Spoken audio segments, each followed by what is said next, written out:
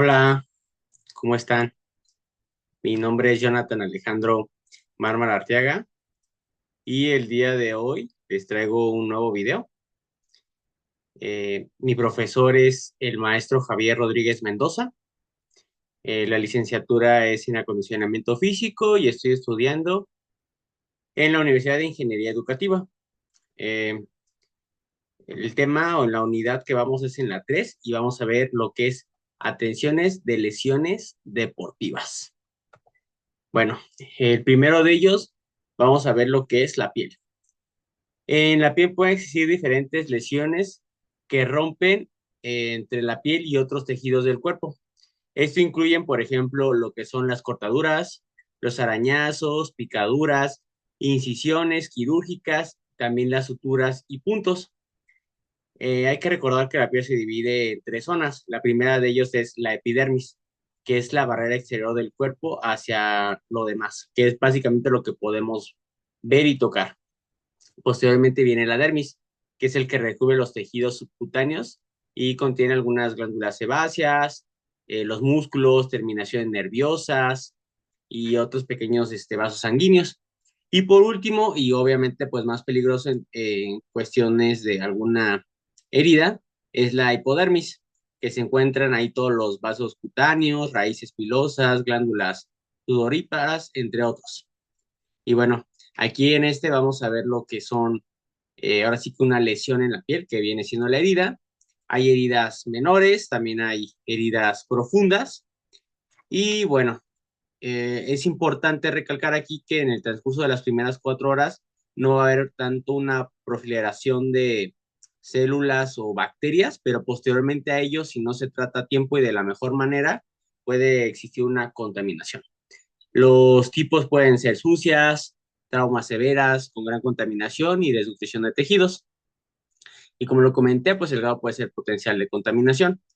Eh, en el caso de que existiera una herida durante algún entrenamiento, sesión, incluso alguna competencia, pues lo que hay que hacer es cubrir gasa por gasa y lavar previamente con solución fisiológica y se lava siempre del centro hacia afuera. Y en el momento, en el punto en el que llegue a existir alguna hemorragia, bueno, hay que hacer una compresión. Para las heridas hay tres fases, que es la fase inflamatoria y la fase de proliferación y la reparadora, que es ya posteriormente que se cae la costrita y todo, ¿no? Eh, También otro tipo de lesiones que existen en la piel son las quemaduras. En este caso de las quemaduras, pues tenemos que tener en cuenta que se clasifican en tres muy importantes, que es en la de primer grado, segundo grado y tercer grado. En la de primer grado puede haber un daño solamente en la capa externa de la piel. Y en el de segundo grado ya existe un daño en la capa externa y de la que se encuentra por debajo de ella. Y bueno, una de las más peligrosas pues es la de tercer grado, que es la que daña o destruye la capa más profunda de la piel y tejidos y bueno, se encuentra debajo de ella y aquí ya podríamos estar hablando de una emergencia. Hay que recordar que aparte de esa clasificación podemos ver que hay quemaduras menores y quemaduras graves.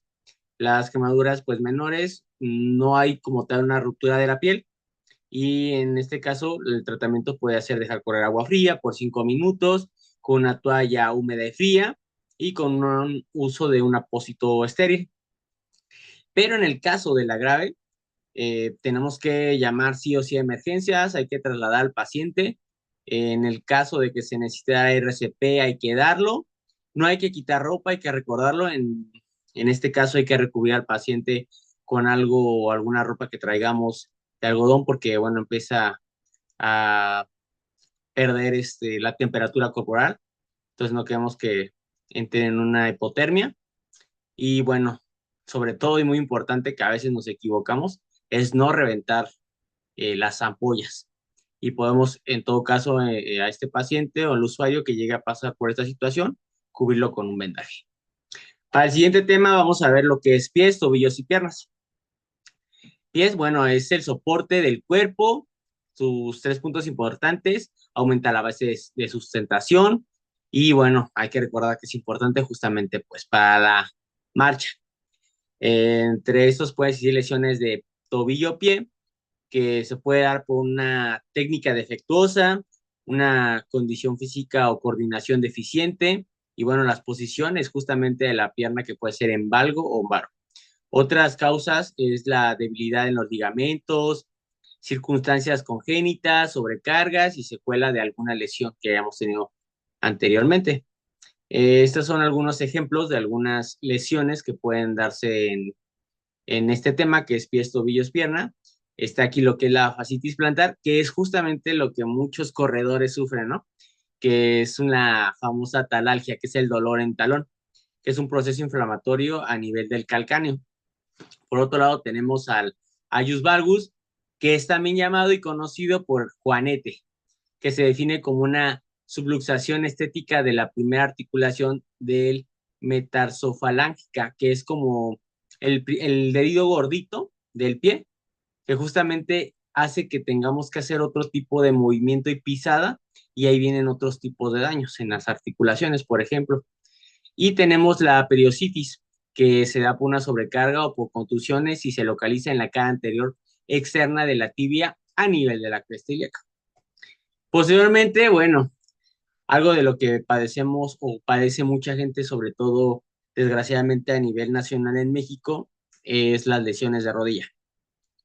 Tenemos tres aquí diferentes, que es las lesiones de meniscales, que es una lesión aguda tipo indirecto por rotación de rodilla en semiflexión y el pie siempre está fijo. Esto se da comúnmente, por ejemplo, en futbolistas, en basquetbolistas, que de repente hacen un movimiento de rotación con una energía o una velocidad fuerte y se deja el otro pie plantado o se deja el pie plantado y ahí es donde hacemos la rotación y bueno, puede perjudicarlo. Para este tipo de tratamientos es importante limitar la actividad física, el uso de analgésicos y AINES. Pero en el caso de que no cese el dolor, pues bueno, se tiene que pensar en una segunda etapa que viene siendo con cortisoles, y con rehabilitación de kinestésica. Y bueno, si llega a ser como tal en el menisco, puede incluso llegar a ser propenso a que sea una artroscopía, que viene siendo una intervención quirúrgica. También tenemos lo que es la lesión de ligamentos cruzados, que es una causa de una desaceleración brusca y rotación externa de la tibia, asociada justamente al valgo y a la semiflexión. Y por último tenemos lo que es la lesión de ligamentos colaterales, que bueno, aquí el valgo o el varo es forzado y depende mucho de la energía involucrada que se haga en ese momento en la actividad física. Y bueno, siempre casi por lo regular existe compromiso capsular. En este caso, para el tratamiento, pues como en las anteriores, se indica reposo y suspensión del entrenamiento, aplicación de hielo, compresión y elevación, aplicación de órtesis y fisioterapia, sí o sí, y en muchos casos, pues la intervención quirúrgica que se indica en caso de una ruptura total. Más o menos, la recuperación va de 6 a 12 meses por lo regular. Posteriormente tenemos lo que es isquiotibiales, caderas, glúteos e ingles, que bueno, aquí son o casi normalmente son lesiones de carácter siempre muscular y se desencadena una ruptura de miofibrilias o bien la elongación muscular. En este caso, pues tenemos tipo contusiones, distensiones musculares, desgarros musculares y espasmos, los famosos calambres, ¿no? Que yo creo que a todos o a la mayoría de las personas, pues nos ha dado. Esto puede pasar de algo agudo igual a algo crónico. Vamos a presentar el primero, que son las contusiones.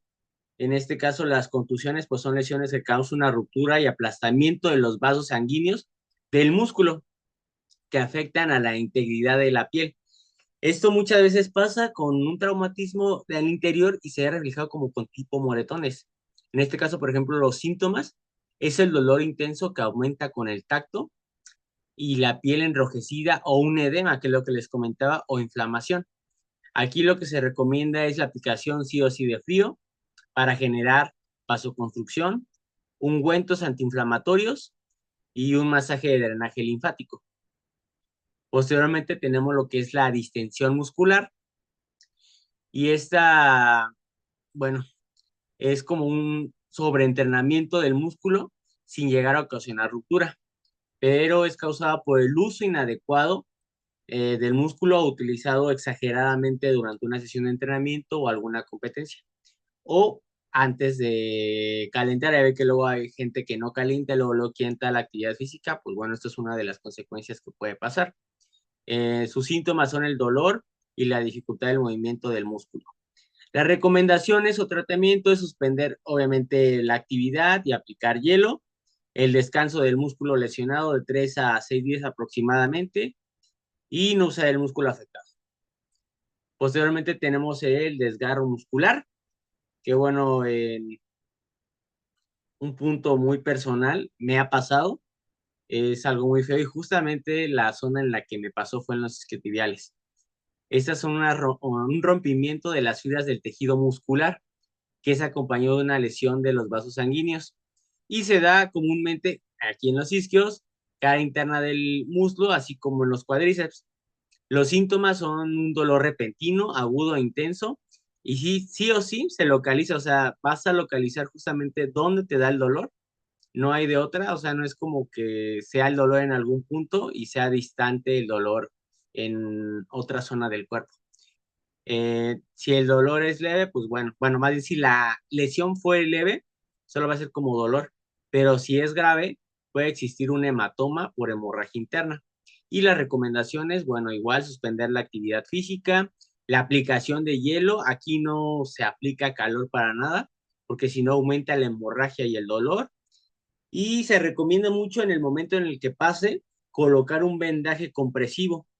Este va alrededor del muslo y de la ingle, justamente pues para ya no estar moviendo esa parte del cuerpo y se pueda llegar a seguir desgarrando.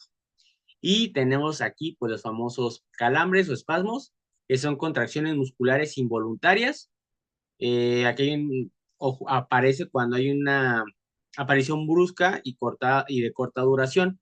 Y se produce cuando el músculo es sobreutilizado o no, a lo mejor mucha gente no lo sabe, pero puede llegar a ser a causa de una deshidratación.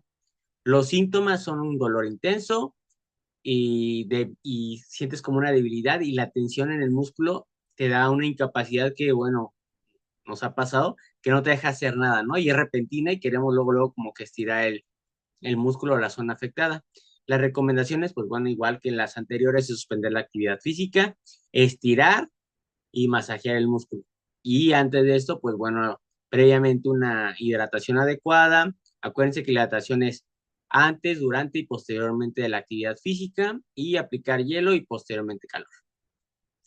Luego tenemos la región lumbar, que es llamada, y bueno, muchos lo conocemos como la lumbalgia, ¿no? Que es el dolor localizado a nivel lumbar y que su principal síntoma es el estiramiento lumbos del sacro y el sacroiliaco. Este comúnmente dicen que aparece o se hace más presente en la mañana, pero va mejorando una vez que te incorporas a tu vida diaria. Es de característica de la artritis leve y crónica de la columna vertebral y bueno, el dolor es en abajo de la lumbar y va acompañado muchas veces de ciática que se localiza en la pierna y esto debido a defectos en los discos de interventrales. La recomendación es, bueno, al dormir, que la posición sea en supino y con un colchón duro con base de madera. Tratamiento puede ser con rayos infrarrojos. Se recomiendan ejercicios de Williams, que son mucho de fortalecimiento de lumbares y de flexibilidad. Utilizar compresas húmedo calientes. Esta tiene que ir por una duración aproximada de 20 minutos y de 3 a 4 veces al día. Y ejercicios correctivos al concluir el estado agudo, justamente. Aquí tenemos ahora lo que es abdominales, oblicuos, pectorales, espalda y columna. Bueno, es de las lesiones de carácter leve, en este caso son contusiones y distensiones. Si se sigue el tratamiento adecuado, estos pueden ser de manera breve. A consecuencia, este puede ser un traumatismo directo y pueden darse fracturas de la apófisis de espinosa y transversal. Lo importante aquí es aplicar frío local en la posición horizontal, perdón, y profilaxis anti-shock. Algunas de las lesiones de este tema son la lesión medular y la lesión de tórax. En este caso, la medular es la parálisis muscular o trastorno al tacto, dificultad respiratoria y alteraciones en vejiga e intestino. También puede haber parálisis muscular simétrica del punto de lesión y en este caso se tiene que inmovilizar los segmentos lesionados con un vendaje de soporte. Posteriormente tenemos el de tórax, que es la penetración de la sangre o aire en el espacio separado del tejido adherido a las costillas y el tórax. Esto afecta la capacidad justamente no solamente el dolor, sino también la respiratoria y del torrente sanguíneo. Y a base de este segundo puede existir un hemotórax o un neumotórax. Se hace una prevención del estado de shock en posición lateral orientada hacia abajo siempre. También tenemos el tema de cuello y hombros. En este caso es importante resaltar la columna, cuáles son tus tres funciones principales, que es mantener la estabilidad de la cabeza, permitir el movimiento de ella y la protección de los elementos vasculares y nerviosos. En este caso, la musculatura del cuello trata de enmendar el desequilibrio justamente de modo permanente, ¿no? Siempre es como nuestro punto de equilibrio de arriba hacia abajo. En este caso, cualquier desorden anatómico conlleva una contracción muscular persistente. Y el tipo de lesiones que puede existir, por ejemplo, aquí sería una cervicalgia, que es el trastorno estático o funcional, o desórdenes psicomáticos. También está lo que es el síndrome del latigazo, que es la columna, es cuando la columna es sometida a movimientos repentinos, justamente, ¿no? De flexoextensión o lateralización forzada. Aquí podemos ver una clasificación, que es el Quebec Trax Force, y aquí tenemos lo que son 4 grados. En el grado 0, pues bueno, no se presenta ningún signo ni síntoma. En el grado 1, aquí por ejemplo, ya hay una rigidez y una cervicalgia, pero no presenta signos clínicos que sean objetivables. Posteriormente está el grado 2, que es ya hay un dolor cervical con cierta pérdida justamente del recorrido articular. Y aquí en este grado 2 tenemos igual dos subdivisiones. El primero de ellos es 2A, que sería el dolor, pero sin limitación de los arcos de movilidad cervical. Y en el 2B, ahí sí hay, aparte del dolor, sí existe una limitación de los arcos de movilidad cervical.